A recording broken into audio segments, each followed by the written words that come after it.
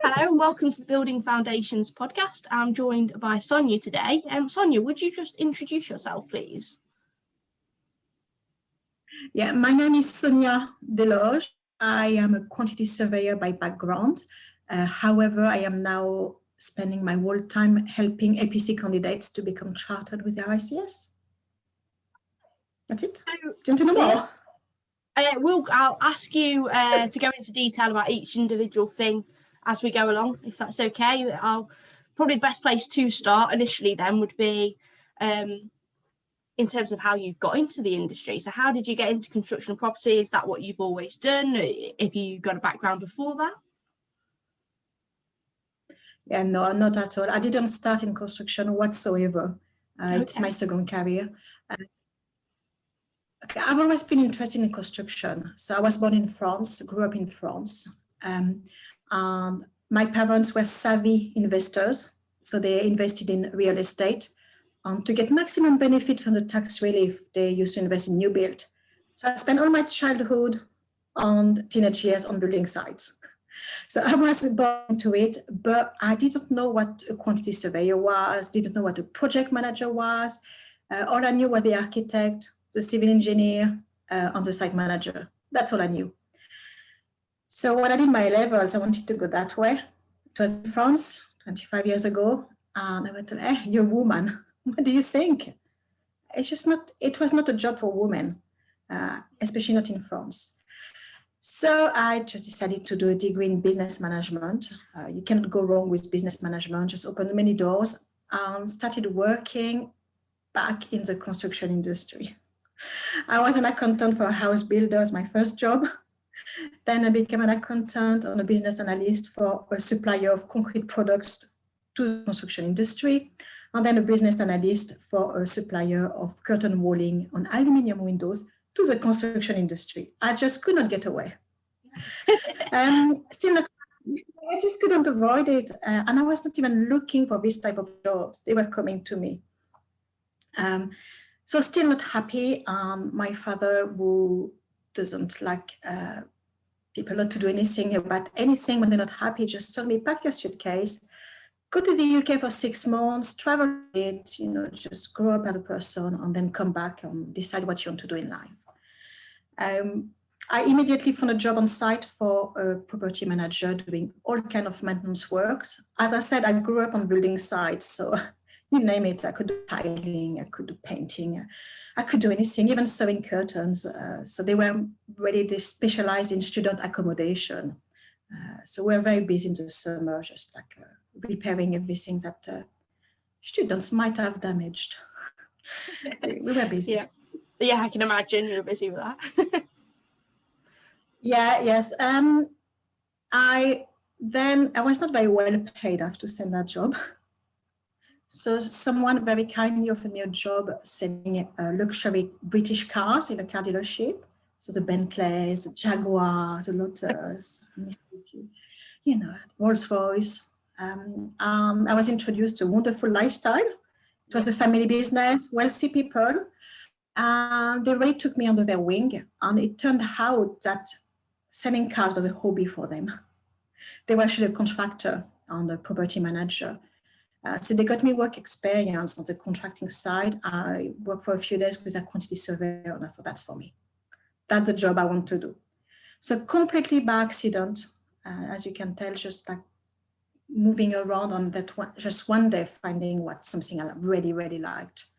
And as I said, they really took me under their wing. So I went to the University of Salford, discovered I could do a part-time degree. So 1 day per week at university, 4 days at work. My employer was really supportive at the time. They just told me, go for it. You will succeed. We will support you. So I did my first year with them, and I had a few other jobs, just going through the first year, getting the best grades possible. I was really highly motivated. I knew where I wanted to go. I wanted to be them. I wanted to travel in a Rolls-Royce. Definitely. It's just that everything, I was thinking, how did these people succeed in the industry? And it was going back to quantity surveying all the time. A lot of them started as quantity surveyors. Mm-hmm. And I just I'm not going to be on minimum wage for the rest of my life. I need to move No. on. And I was in my late 20s at the time. I really wanted to do something with my life. So I just started again from scratch. And I wish someone had told me about quantity surveying when I was 8. Because 10 years later, it was a bit hard going back to university, get back into the habit of studying, having homework, coursework to do. But still, when you know what you want to do, you just do it. The part-time degree was amazing because I had a mortgage as well, which made things a bit more complicated, limited my options. I just worked really hard, got the best grades. And at the end of my first year, I went to see people like you, recruiters, who loved my grades. And I had 5 job interviews in a week, 5 job offers, people bidding for me. And I felt like on top of the world, like they kept on increasing my salary so I would join them. However, big advice for every graduates or everyone who's starting in the industry, don't take the highest salary. Join the company that is going to train you and support you in your professional development. It takes many, many years to become a good quantity surveyor or project manager or building surveyor. And you need someone who's going to support you and train you. So I went actually for the one was the furthest from home on the lowest paid. But that was Davis Langdon. At the time, Davis Langdon was, as we used to be told, the Rolls-Royce of the industry.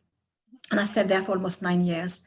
I was mentored by a gentleman who was close to retirement, very old school.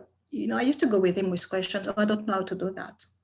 And he used to tell me, okay, and where will you find the answer? And I was like, you know the answer, but you wouldn't tell me. It will never know the answer. It will make me search. Even if I was in a rush, had deadlines, it will make me search in the right places for the answer because I felt that was the only way I was going to learn and really developed. And yes, within 3 months, I was promoted very quickly. And I had a couple of babies in the meanwhile, which I think we have to be realistic. This industry is still a bit challenging for working mothers. Each time you leave the industry for a year, you go back at the bottom. It was as if I'd never worked, and I had to work my way up all over again. So that was not great, I have to say. It was not the best part. I had to fight the time after each maternity leave. But it's a choice I made. What most women will do is become associate directors, then have the family. But because I started 10 years later compared to everybody else, it would have been too late for me to have a family. I had to do things back to front. And I think when we spoke the other day, I told you as I finished my degree, I was 9 months pregnant for my final exam. Yes, you did. Yeah. Which is commitment. I had no choice because I started so late. I had to do everything at once or it would have never happened. At once, someone had told me about quantity surveying when I was 18. My life would have been a lot easier, a lot more straightforward. So I'm helping a lot of APC candidates at the moment, a lot of women with young families, even young men with young families. Changing, like I can see like the fathers are getting a lot more involved with the children nowadays. And I can see like my young male candidates who just had a baby are finding it difficult to combine both because they want to be involved in their family life. And it's trying to help them, learning from my experience how hard it was. It's just trying to guide them so it's a smooth process. And they really enjoy it in the end. They say it was hard. It was really hard work, but it was worthy. And I feel like a stronger person now. I'm ready to get promoted in my career because it's not just the APC to stop there. The APC is a stepping stone. But it's putting them in that spirit where, the sky is the limit. I'm trying to. If we go back kind of slightly then to obviously moving over from France, you said originally it was a 6-month thing. It sounded like obviously it became much longer than that. And it also, to me, sounds like I kind of believe in fate and things happen the way they're meant to happen. And it sounds like construction almost followed you around.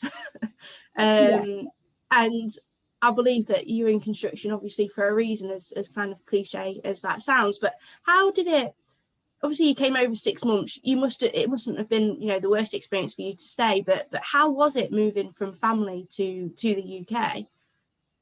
I think I always remember I arrived at St. Pancras International with 3 suitcases and a small TV. And the small TV was very important because I could not speak proper English at the time. So I needed to watch kids programs just to learn the basic vocabulary. But I remember I was on last carriage. There was no trolley left. So I was carrying 2 suitcases at a time, doing 10 steps, going back to the suitcase of my TV. Until a lovely gentleman came, carried my suitcases, got a black cab for me, paid for my cab. And I thought, British men are wonderful. I love it already. But the next day, I only had 50 pounds in my pocket. So I had to get like some kind of very cheap room in a student accommodation. And I realized there was only some British men were that kind of gentlemen. Yeah. It was a brilliant first experience, just so like I felt really welcome. It was very hard at first. I had no money, so I started in the pub. Then I got this job doing DIY maintenance for a property manager. I was really poor. I was really struggling. So that was the hard part. I had no money to go back to visit my family. So I had a time where no mobile phones. I had to put coins in the phone. So phone conversation were very, very short. I couldn't communicate in English properly. So I had no friends. So the first 6 months I felt very lonely. I just had no one around me. And I had no money, just enough to eat. I remember there was a supermarket down the road and I was always in the reduced to clear section. So I think that motivates you as well. When you said I was motivated for my degree, well, when you've been through this period, and my parents could have sent me some money over, I refused. They paid for my first degree. I said, no, I'm not going to depend on mommy and daddy for the rest of my life. I will starve, but I will do it by myself. And that's why I stayed more than 6 months. I thought that, I was going to be like, whatever, some kind of month within 6 months in the UK without speaking English. A bit of a dream when you're young. And I didn't succeed after 6 months, as you can imagine. I just said, I'm not going back home until I got somewhere. That's what I was going to say. Like, did you ever, in those 6 months, with it being so many challenges, did you ever think about just going back, or do you think like your desire just to do well and to get to where you want to be kind of just pushed you through? Yeah, there was, everybody in my family is successful, so there was a bit of pressure. I was not going back home saying, Mommy, Daddy, can you just feed me, because I failed. There was nowhere. I just wouldn't tell them. I was pretending everything was fine. I was talking to them, I've got a great job, everything's fine, I've got a lovely place, I can touch all the walls when I spread my arms. But I waited, I got there eventually, and then I invited them over, and I had a lovely place to show them. But it was not, going back home with a failure was not an option. As you say, I was goal orientated.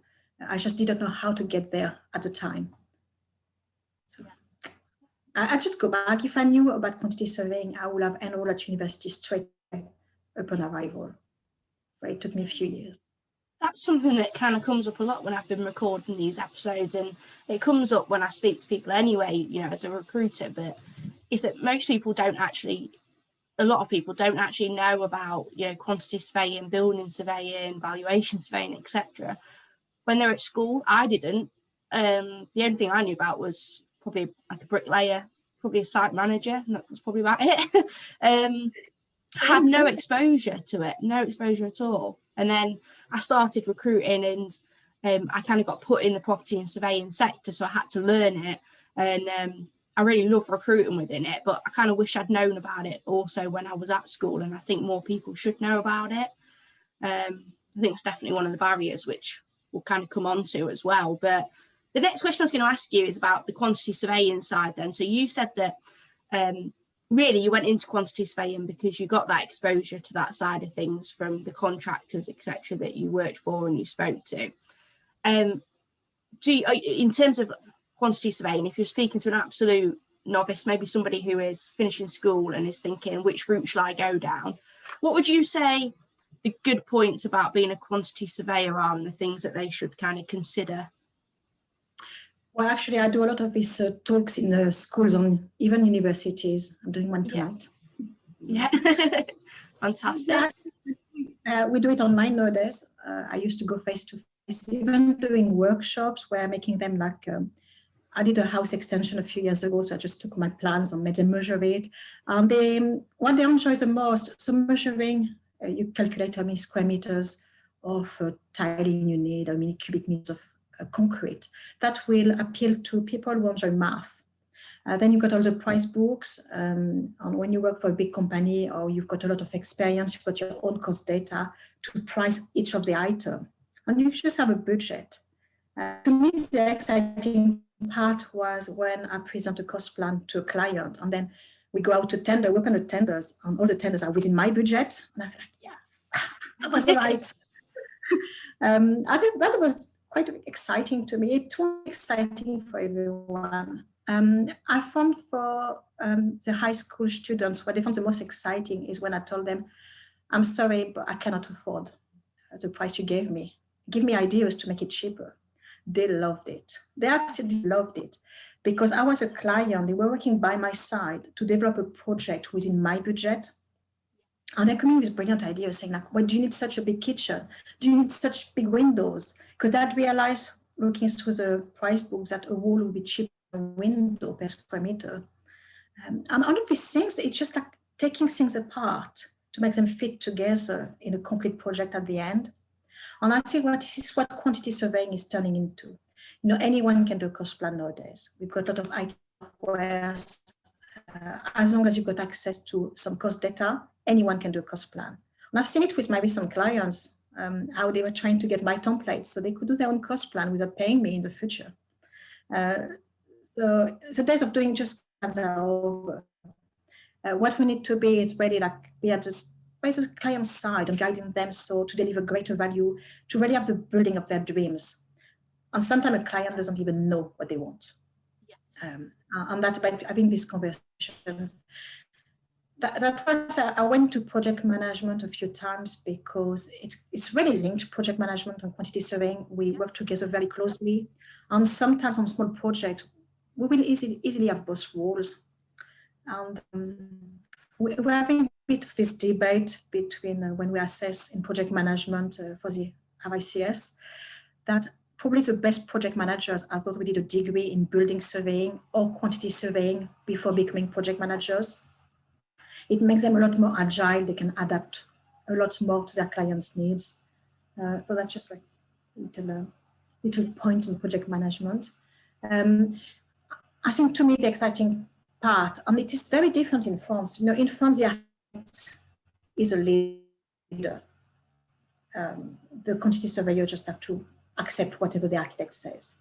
In the UK, the quantity surveyor is a very important person. He can tell the architect what to do. Your design is too expensive, you change. There's no way to do that in France.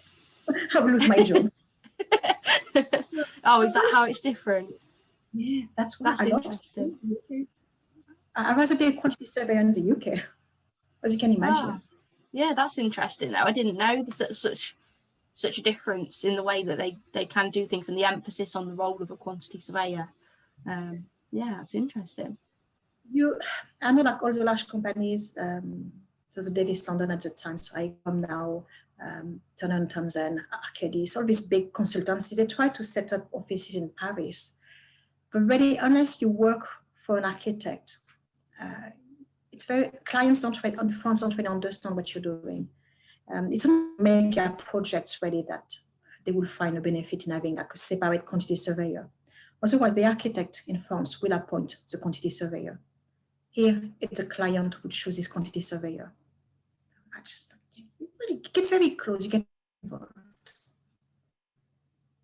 So in terms of quantity surveying and then looking at people then that are, obviously as you've been doing your talks and things, so if you're looking at somebody that's been studying quantity surveying, they're coming towards the end of it, like you did, I know you were kind of juggling that and work and being pregnant at the same time, so you had quite a lot going on, but if somebody's coming to the end of their degree, what would be your advice to them about how they can go about securing that first role?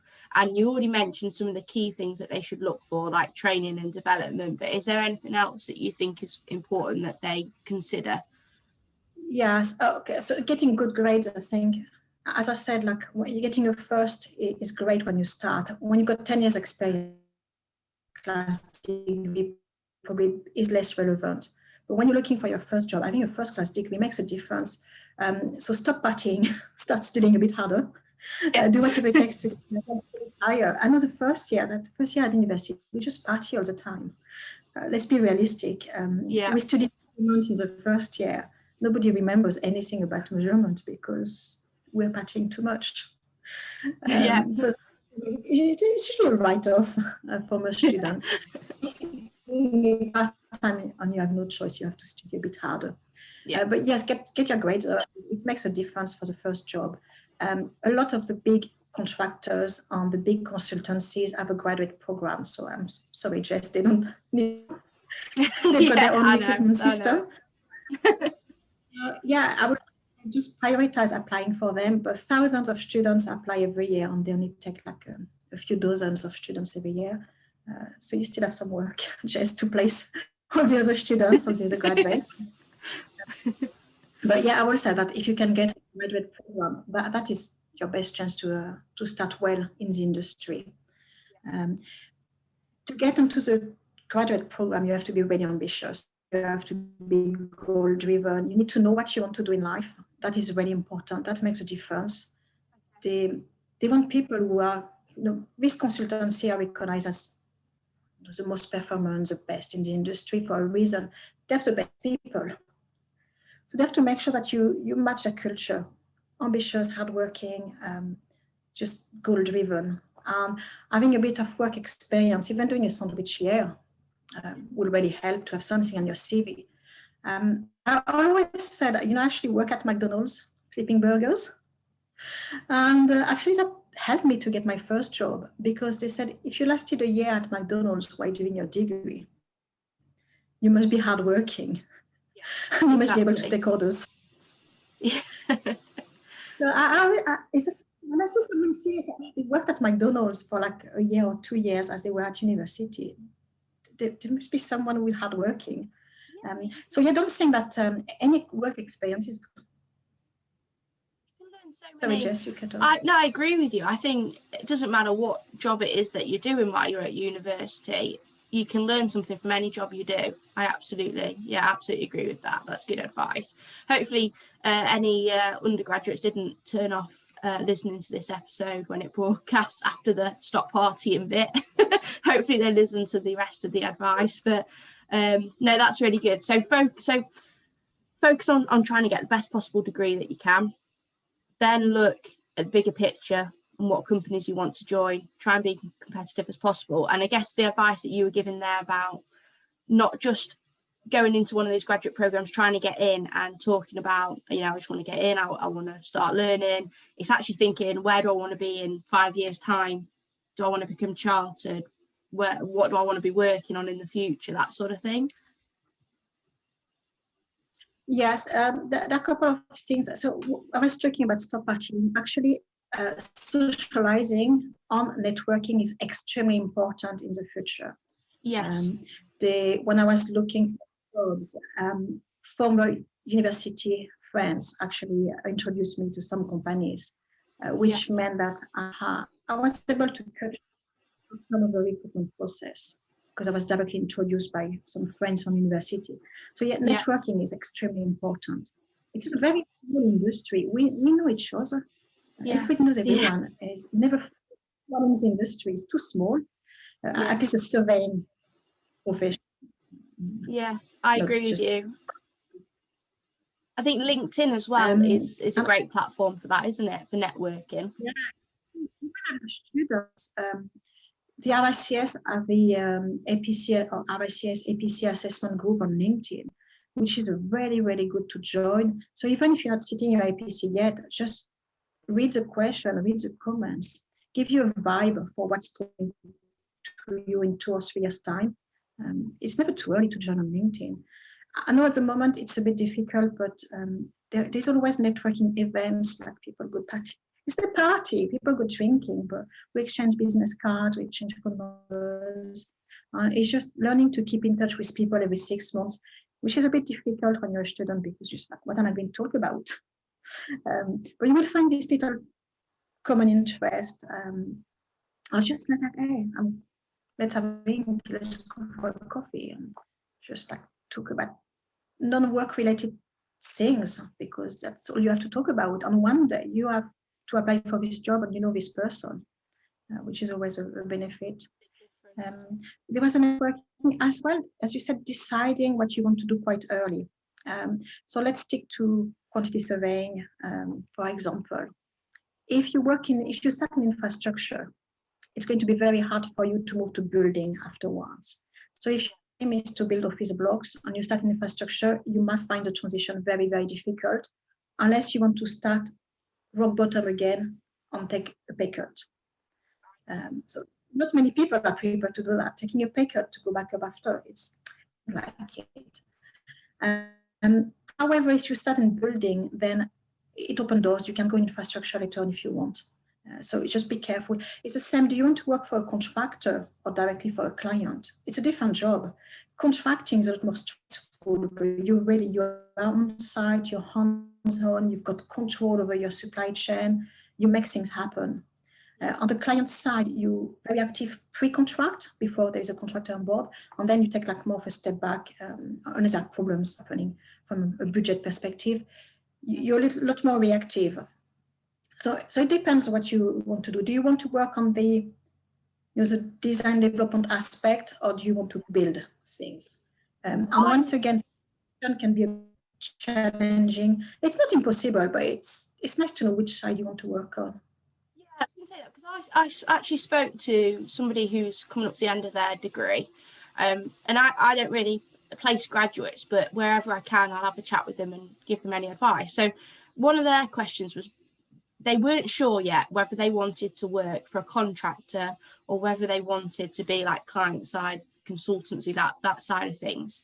And their thoughts were that perhaps they should start on the contractor side to get that experience actually on the site and then move over.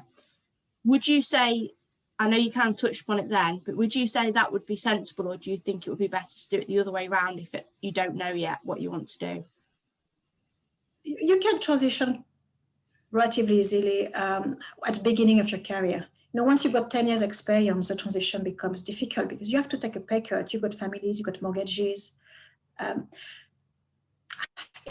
think to me, you have to decide quite early what you want to do.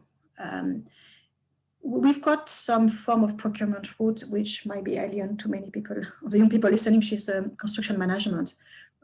So it's a client quantity surveyor who's got a background as a contractor's QS, but that is not very common. So you will be like really narrowing your experience. I think it's always easier to go from the contractor side, moving to the client side than the other way around. Because I've worked on both sides, and now when I've got to be very careful with my conflicts of interest and my confidentiality statements. I will sometimes assist APC candidates who work on the same project on opposite sides. And I can see both sides. It made me giggle sometimes, and I can't say anything. Obviously, we never say anything, but I just think like, you don't realize what the other side is doing. And having this side, from one side to another, the tricks of the book. Yeah. It's like, and I say we had, when I was working for a large consultancy, we had a young quantity surveyor who spent a few years with a contractor. And when she was negotiating or interim valuation with a contractor, she was like, hey, I worked for a contractor for a few years. You're not doing that to me. I know what you're trying to do. I'm not having it. Yeah. I look young, man, and blue. And that was really, but I've worked mainly in consultancy, but I work contractor side as a freelance quantity surveyor as well. Right. Yeah. I was I know what the current budget is likely to be. I know how much you've got to play with. Or I know what's going to make you win the tender for this project with this client because I've worked with them in the past. I know what they place value on. But I would say going contractor to consultant is a lot easier than consultant to contractor. Okay, yeah, no, that makes sense. Thank you. I think that will hopefully be helpful for people kind of considering it as well. So let's talk about then becoming chartered. How was that process for you? How was your APC? It Yeah. was very painful. I had my first baby when I was finishing my degree, and then my second one halfway through my APC preparation. Which means when I left, I had a relevant experience when I left. My counselor was, he knows it. He was not the most APC clued up person in the world. He had sat the whole APC. And it was very lovely. She said, you will be fine, you know what you're doing. But that was not helping me, guiding me. Then I had a baby and came back in a different team. And I started from the bottom, not getting the right experience. So I had to complain a little bit. I'm strong-minded, so I just went to see the director. It's not acceptable. Fight your corner, why not? I was a bit heavy-handed, and I kind of threatened to resign. I just called this bluff. Don't do it. No, really don't do it. I had many years of experience by then, but don't call their bluff. You could lose your job. Don't anyone listening, don't do that. I was taking a risk here. It paid off. I got placed in another team. I was so lucky that a senior surveyor resigned and there was no one to replace him. And I just went, I'm here. I can do it. Trust me, I can do it. I kind of didn't give them a chance to say no. I took his job and I just did it. And that I got the experience I needed for my APC. Fantastic. And that's what I would say. Just wait for opportunities to come to you. Just take them. I struggle to get promoted because I'm not very office savvy. I don't do office politics, as you can tell. So you've got to get promoted. You've got to play the office politics. I never played that game. I know how to play it. I didn't. I wasn't interested in promotions. I knew I was going to set up my own business one day, so I was not the same perspective or goal than most people. So I got the right experience, and I had this amazing graduate program. But what was lacking was a mentor, someone really like by my side. An associate director joined the company, and I don't know, he decided he will be my mentor, and it makes a huge difference because I don't know how long, maybe 6 or 8 months it took us. But he was really by my side, checking my documents, challenging me on the examples I was giving. Are you sure you want to talk about this project? Were you involved enough? Asking me questions like, oh, no, I don't want to talk about this one, you're right. And I started, once you start in the right direction, you keep asking for help and people see you're motivated. Actually, I had quite a few colleagues who never helped me before, who started helping me. Because they could see like, okay, you're serious about the APC. It's good for the company to have chartered surveyors anyway. So I started getting help from various directions. That was really what made the difference, having a mentor. And I did as soon as I got chartered, I did what so many people do. I left for a higher salary. They didn't give me the pay rise I wanted, so I went elsewhere. So I went to let's give the name, Arcadis, was another excellent graduate program. And the person is an external APC trainer is leading this program.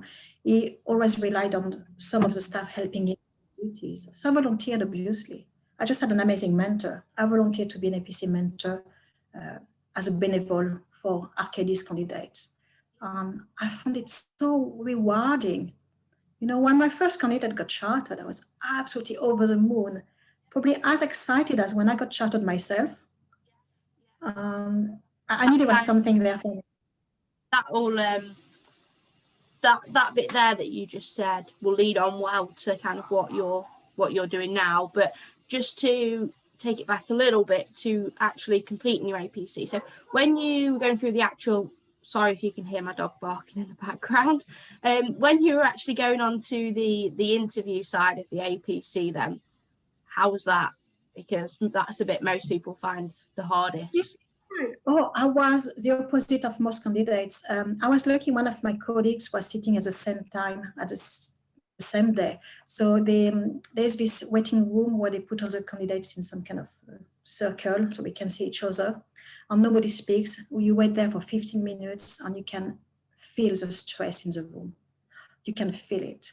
And me and my colleague, we knew we were ready. And we were just like talking and joking with each other, annoying everybody else around us, I think. Everybody was reading their notes and we were just like talking about our weekends. But I felt ready. I went into the room, just bring it on, ask me any questions. When I went out, I knew, well, they almost told me I'd passed. They couldn't tell me, they're not allowed to tell you, you had to wait. I can't remember. It's 5 working days nowadays. I can't remember the time. But yeah, wait a number of days before you find out. But How was that wait? Well, I went out, I called my mentor, my manager, said, yeah, I smashed it. I was brilliant, you know. Confidence. Full of myself, just like, yeah, already I smashed it. And then the next day I said, oh, actually, there are a couple of questions I could have answered better. And by the time, the morning when I got the result, I felt like, you know, who am I fooling? Why am I trying to be a quantity surveyor? I should have stayed at McDonald's. There is no way I've passed my APC. And all my candidates I've mentored over the years told me they go through the same. Yeah. Because then it goes down. And I feel like I should just resign before I open my results. But I passed, obviously. How did it feel when you got the email to say you passed? It was funny because I wanted my mentor to be the first one to know about it. Okay. So I hid the email from my, it was open plan, so I kind of hid the email on there, so I've passed. So I closed my laptop and I went to the toilet with my phone to call my mentor, let him know. And when I came back, everybody like, oh, we're so sorry. Because they said I went to the toilet to cry. Okay, yeah. Like, you know, completely unprofessional, screaming in the office, I passed. Oh, that's lovely though. But I mean, I'm not surprised that you're proud of it. It's a massive achievement anyway. And then to say that obviously you had children as well, didn't you? Quite sort of young children during that process. Yeah, but what was it? Juggling, obviously having this full-time job, which is demanding in itself, children, which I know too are demanding, and then the APC, which from what I've heard is very demanding. How was it juggling everything? I mean, how did you do it? Was it long days, long nights? Yeah, I'm very lucky. I don't sleep a lot, and I can sleep just 1 hour on demand. Really? I can just sleep on demand. Like I've got an hour, I'm going to sleep for an hour on, I'm going to feel refreshed. I don't know, I was lucky to be born. I wish I had that. I was told that the greatest politicians have this skill as well. They can sleep on demand just for an hour because they don't get much opportunity to sleep. And that was the same as, because I had a baby when I started preparing my APC. Baby in arms, like really demanding. And I was revising with her on my laps. My house was a mess.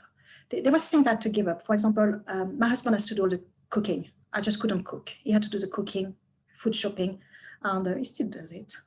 You know, kept the good habits. Why not? The cleaning, my house was a tip. I just said like, okay, for 6 months, my house will be a tip. I have to accept it because I couldn't, as you said, juggle everything. It's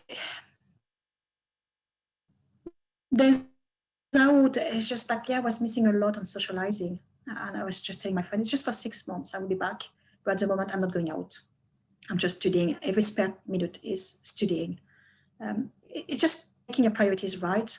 And it's something, you know, as I've learned from my experience, something I've done, I'm sure we're going to talk about it soon. I've developed a training program for candidates where they can do their APC with minimum hours because I know, I was researching on the internet for hours and hours, learning so many things that I didn't need to know for my APC.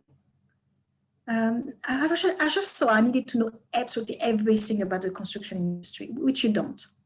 You have to know your area of specialism, to know your job, but you don't need to know everything that has ever been written about the RICS or the construction industry. Yeah, that would be a big ask, wouldn't it? That's what I thought at first. And Yeah. then my mentor told me, just like, calm down a bit. You don't need to know so many things.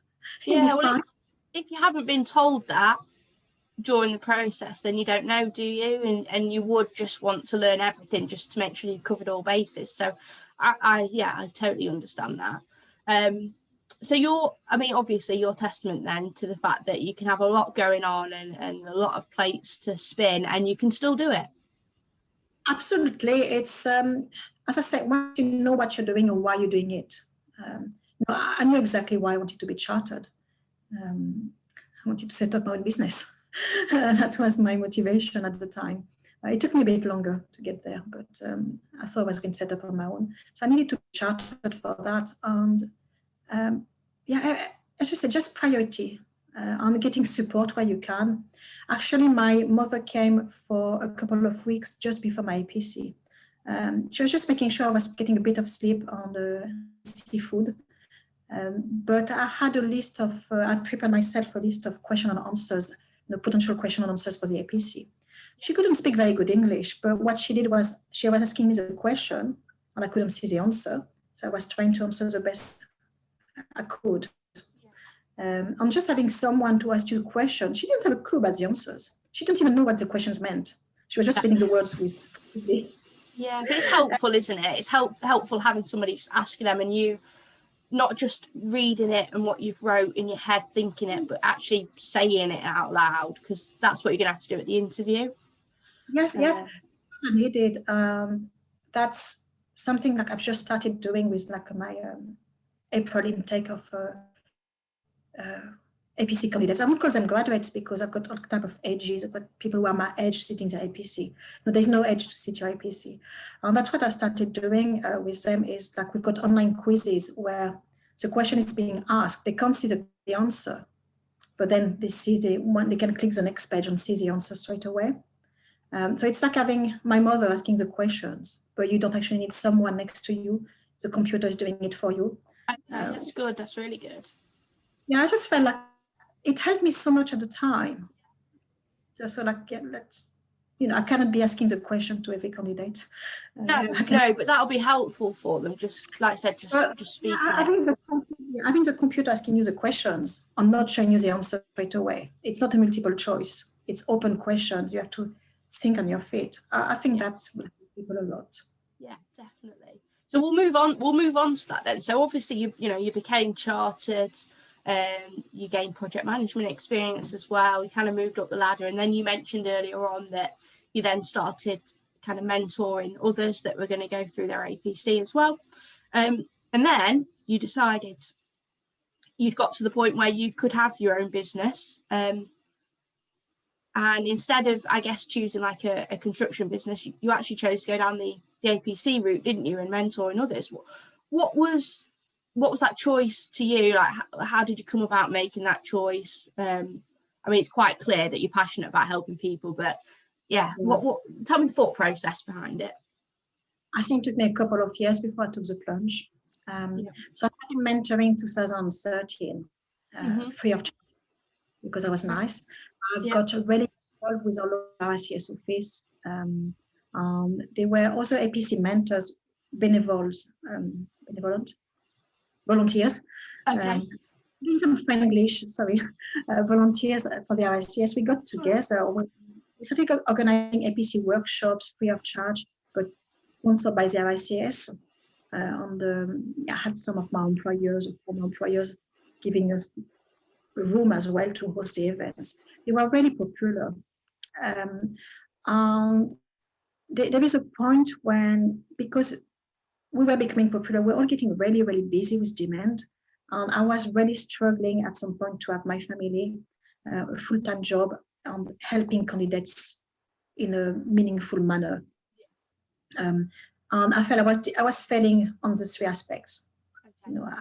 You reach this point when you say, like, I'm a bad mother, I'm a surveyor, I'm a bad mentor. So I thought guilt is a real thing, isn't it? Mum guilt is such a thing. it was awful. I was really awful. And you could see there was a bit of tension building up at work as well because I was not 100% in. Yeah. And I think they felt it worse than it actually was because I was actually dedicated to my job as a quantity surveyor. Yeah. But I came across as someone who had ahead somewhere else. So I had to make a choice. I had to either giving up mentoring or giving a job as a quantity surveyor. I was working on a challenging project at the time. Everything was going wrong, and I just handed over my notice as a quantity surveyor. I remember a week later, just thinking, I'm just crazy. I am absolutely crazy. What have I done? I don't even have my first client. I said, I think it was a very short notice as well. It was just before Christmas, and I just felt like I'm resigning just before Christmas. I don't know what I'm going to do in January. I've got no clients. I had some savings. Okay, yeah, that's an important point. I had almost a year worth of salary. Yeah. Just don't set up your own business without money. You need to have savings. Yeah. So I knew I could survive for a year without having any clients. But yeah, I was terrorized. And you go through all this process where you think like, I'm not worthy. What value am I going to APC candidates? Because to me, the APC is easy. I've done it. Especially now, I just feel like I've been doing it for 6 years. I feel like it's really easy. Yeah. But I realized that actually it's not easy when you're going through the process for the first time. But there is everything, you go through a roller coaster of emotions. I'm just like, it's so uncertain. But I was motivated. I loved what I was doing. I found that actually with 3 months, I was back to the salary I had when I was employed. So I secured some clients really quickly. And I've been developing my services. I would say when I look at what I was doing the first year, I'm not happy with it. It could have been a lot better, but my prices were really cheap as well. I was not charging. I was really, really cheap. So now I know I've got a product which is excellent. I can really like. As an APC mentor, then your clients obviously are people going through their APC. So do you get a lot of people either that are kind of maybe self-employed, so they definitely don't have that APC mentor where they are, or is it also a lot of people who perhaps are employed but just aren't getting that support where they are, but they're really determined to become chartered? Yes, there is. I see the majority work for medium-sized consultancies or contractors. They have the relevant experience, but there's maybe like 1 or 2 persons who are chartered in their organizations, and they don't have time to help them, or they set the APC such a long time ago that they feel that they cannot help. Okay. So that is, I would say, the bulk of the people I help. But I also have a few corporate clients. So none of the big ones, they already have a program in place. I was ago, there was a people, who do my job who are working with the large companies. So I'm going to leave the big ones with the people who are more established than me. So I thought my target was a small and medium companies. They cannot afford a full singing and dancing graduate program, but what I can offer is the same. Okay. That makes sense. And in parallel, I give the mentoring that is sometimes lacking the big company. So even the big consultancy, you've got a graduate program, I do get their candidates coming to me for like 2 or 3 hours of mentoring.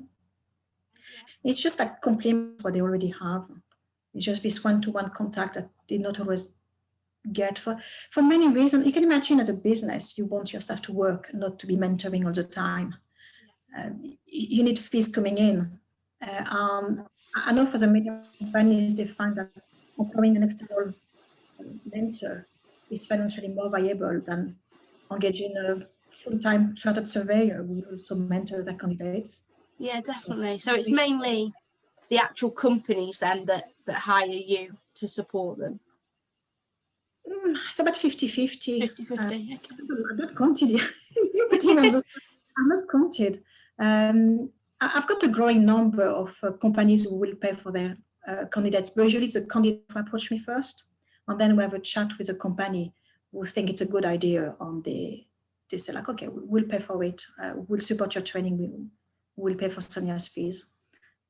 But yeah, it tends to be the candidates who start first. And I mean, it's typical business, you start with one person, they like it. So there is a second person, and then the company contacts you. Okay, should we just have like a formal contract in place? And like just get some together. And we know we can tell all our candidates go to Sonia. It's sorted out. It's all agreed. Definitely. So do you go, I mean, in terms of people you get on board, then I guess you work with and mentor people at all different stages within their APC, people that literally day one to maybe a bit further down the line and even closing into the interview stage. Is that right? Yeah, I day one usually is a little bit too early. I tell them, get your work experience, keep your diary up to date, make sure you get your CPD hours. I think the APC, for me, it's 8 months. I like to get involved with them 8 months before the interview, because it's long enough to spread the workload, but short enough to be focused on, don't give up. When they come too early, they stop and go because they don't have the right experience, or they know it's too early. When they know that there's a date and we're committed to that date, you just find like it works better, and there is a structure in place. So I'm someone very square. I've got like specific things I want to be done in an order by specific dates, and then my candidates decide they don't like my plan, so they do a thing in the order they feel like. I just have to adapt to. I mean, it is the IPC, so I do adapt to. They want to do things in a different order. Like, okay, fair enough. Just too confusing, but I can adapt to that. And as you say, I've got people just coming to me, like I've got my interview in 3-4 weeks time. Can have a bit of practice, can have a formal work interview. So really all stages. And I've got people who contact me like really, really at the beginning of their career. And I think they should be speaking to you sometimes rather than me. Quantity surveying or building surveying. And I usually tell them, I will give like your name or somebody else's name, like local to them. I say, you need to speak to a recruiter rather than me. They do come back, I find out like if you help someone to get started, they don't forget about you, they do come back. Even if it's just 1 hour of mentoring, I think it's nice to have a bit of a follow-up. Do you remember me? I contacted you 3 years ago, and that's how I got started. It's nice to hear that, isn't it, that you're making a bit of a difference. And is that, so kind of almost to finish, what's your, what would you say is the, everyone has like a why for what they're doing. So I guess like, what is your why for being an APC mentor, and what's the positives of it? Obviously there's going to be loads, but how would you describe it? I think APC mentoring is not for everyone. You work a lot for free. For the money, just forget about it, because I end up working for free a lot. I've got my regular candidates. If they need more hours of mentoring, or if they need like a bit of comforting phone call because they worried, I will do that. I don't charge for that. So you don't do it for the money, definitely not. I want a comfortable, I earn my money. I know I can pay for my bills and everything, but I'm not a millionaire. So it's a small market, forget about it. And there are a lot of people coming through this scope, these services, APC mentoring, thinking it's easy money. I said, no, it's not. It's a commitment. You have to really love it. You don't do it for the money. You do it because you want people to succeed. I think I always try to send a bit of a message to all my candidates to make the industry better as well. Explain them there is a best practice, try to follow it. My contractors, quantity surveyors, I tell them you need to respect your supply chain a little bit more, because otherwise they become insolvent. It's not good for anyone. My clients, quantity surveyors, I tell them maybe you could work a bit more closely with the contractors QS and open up about your budget and be a bit more collaborative. It's not us on them. But that is happening in the industry already. It's like, it's not me. It's just like, if I'm at my level, I can just like, especially the younger ones, just like, remember, like, you're not here to take advantage of other people or maximize the money for whoever you work for. There is a bigger game. I mean, you talked to Kate Taylor the other day, and yeah, she was saying sustainability is like one of these ones, and we said, like, you know, it's something you can sell yourself to your clients. It could cost them more, but it will add value in the long term to a project. Definitely. I think, yeah, it's just like I try to, sometimes I will give a bit of advice, which is beyond the APC. It will be advice on CVs, you know, I send you people from time to time.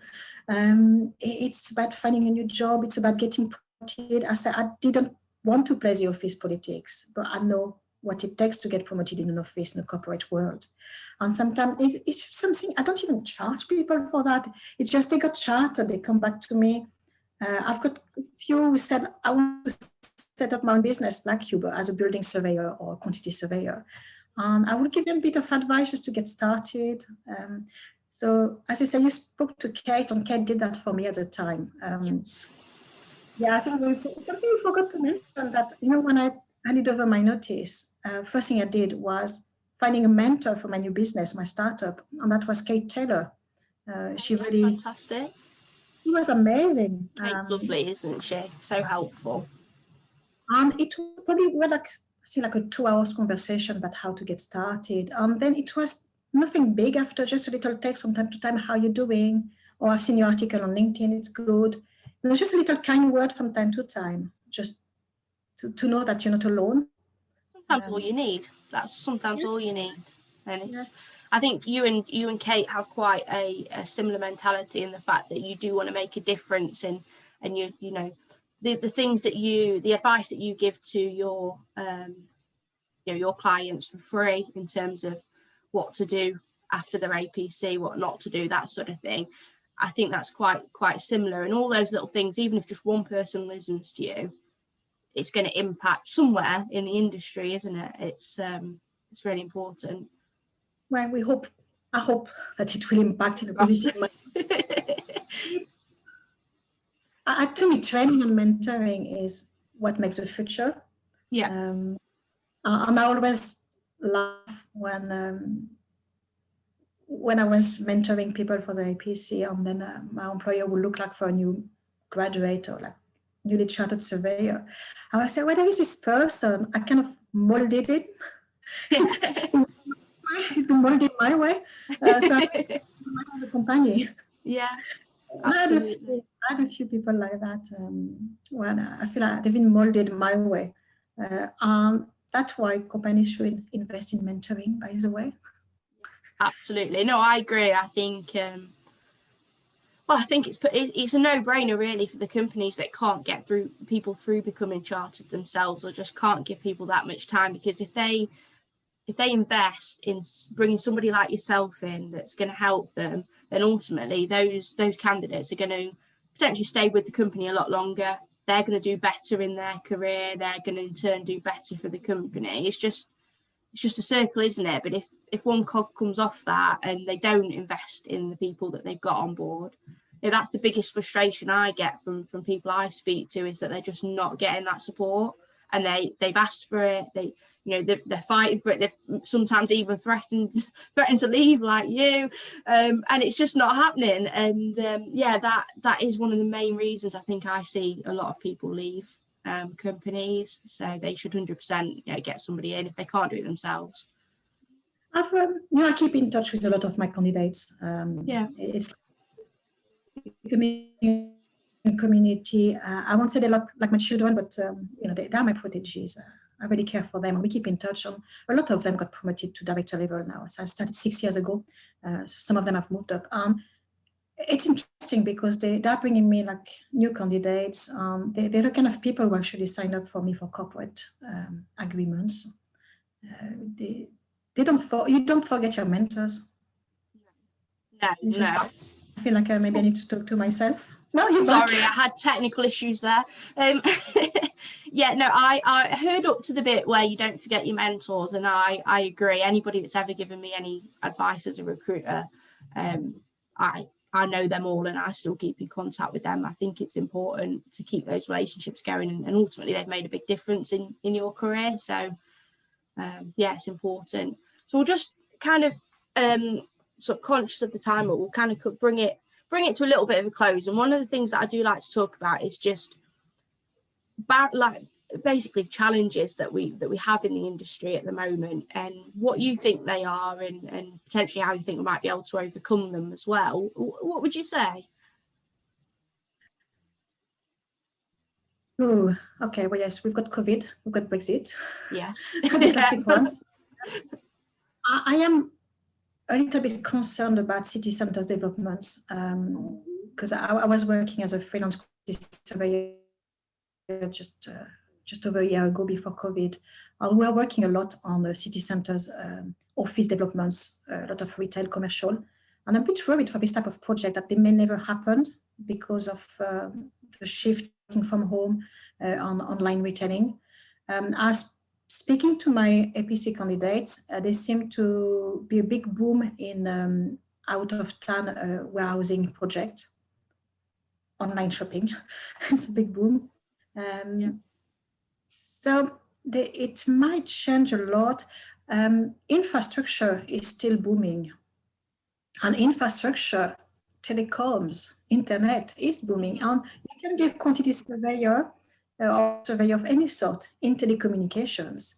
HS2 obviously are a large employer. A few people asking me, like, how do I get onto HS2? I always tell them, get your APC first, because it's a very specific HS2. You will struggle to get your APC there.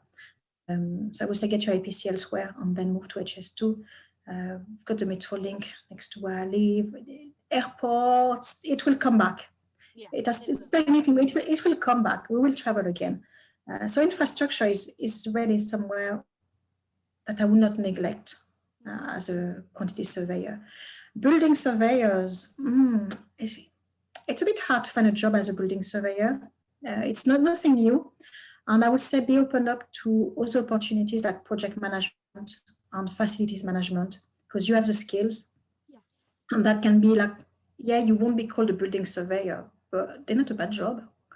You will enjoy it as well. So it's be agile. It's not anything new, but be prepared to move around from one sector to another, from one job to another. Because I've been a quantity surveyor, I've been a project manager, and I've been a development manager. I've worked in buildings, I've worked in urban regeneration on infrastructure. And that's what allowed me to, be a good mentor for so many candidates, because I've got broad experience, but also to keep my job when there was a recession. 2007 recession, if I had not accepted to move to infrastructure, I would have been unemployed. So just be very agile, just be open. Everything is interesting, in surveying. Definitely. I've been repainting railway bridges for a year and a half, and that was a bit, doesn't sound very exciting, repainting bridges. I always joke about it. I was repainting bridges for 18 months. It was a good job. It was a good team. It's well paid as well. Let's just clarify that. Infrastructure is better paid than building. I believe you might know more than me on this one, but it seems to be better paid as well. But once you're there, it's very hard to go back to building. That's true. Yeah, because I have had clients in the past within the civil engineering side as well, who they won't really consider somebody from a building side. Although I think at times that's a little bit frustrating, because you have the skill set of, for example, a quantity surveyor, but you haven't got the direct project experience. So I can see where they're coming from, but then there is a little bit of I think sometimes you've got to be a little bit open when it's quite a candidate short market. But it is harder to make moves, but the civils and the infrastructure side does pay quite well. If one of the questions I was going to ask you, if you were, this is a bit of a random one that I didn't prepare you for, if you were going to go back and you couldn't become a quantity surveyor for whatever reason, what other surveying route do you think you would take? I'm quite happy with my what I've done. I think No, I would place the office politics a bit more. I think that didn't help me to be like so independent and stubborn. That was not a good move. It's, I mean, it's good for when you want to set up your own business, but not when you start. That's something a bit too stubborn. Sorry to all my line managers and employers. It's like a platform to apologize. So you'd play the game, so to speak, a little bit more, like, you know, do what you need to do. Yes. At the time, I just felt like when there was a certain project I had to work on, I didn't like them. I really didn't like them. I didn't like where my line manager was telling me to go. But when I look back, it's like that made me who I am now, and not complaining too much about being placed in what I would say like a minor project, or less glorifying project. I've been very lucky because I've worked on high profile projects. That's why when I was placed on like a less high profile project, I was like, oh, don't want to do it. I want to only.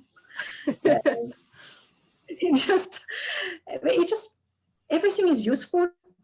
So I'm quite happy of like I think I've been lucky to be working with the right people who were able to deal with the kind of person I am. Was my difficult temper at times. I haven't seen any of that, but from what you've said today, I can imagine. No, I wasn't like horrible, but I had my ideas. Sometimes I was not senior enough. Now, when you're in a junior role, having great ideas, well, you keep them to yourself a bit. I don't think it's an angry temper or anything like that, is it? It's just, you know what you want and you know how you want to get there, and you know, you're straight down the line with it, which is good. People know where they are with you. Yes, but sometimes it's not always good in a corporate world. No, maybe not. I think as an APC trainer, APC mentor, that's great. It's a great quality. As a quantity surveyor, one of many in a large corporate group, that is not always a quality. No.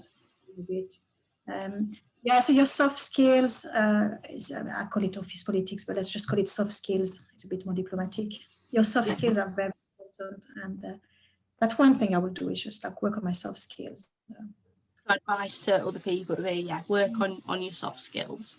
That's really good. It's been really interesting conversation. I think people will take a lot from you, and we could probably have talked forever about all of this because it's really interesting. But just to close up then, I will, when I launch this episode, I will obviously include some links in terms of your company and how people can contact you. So if people did want to reach out to you, ask you any questions, or they need APC support, what's the best way for them to reach out to you? The website, simply the website, which is www.apcsupport, -ltd for limited.co.uk. It's easier when you it in return. Perfect. I will include a link to it, but I just want to say thank you so much for coming on, Sonia. It's been lovely speaking to you. Thank you again. Thank you. I'm sure we'll speak again about placing candidates. Yes, yeah. Okay, lovely speaking to you. Thank you.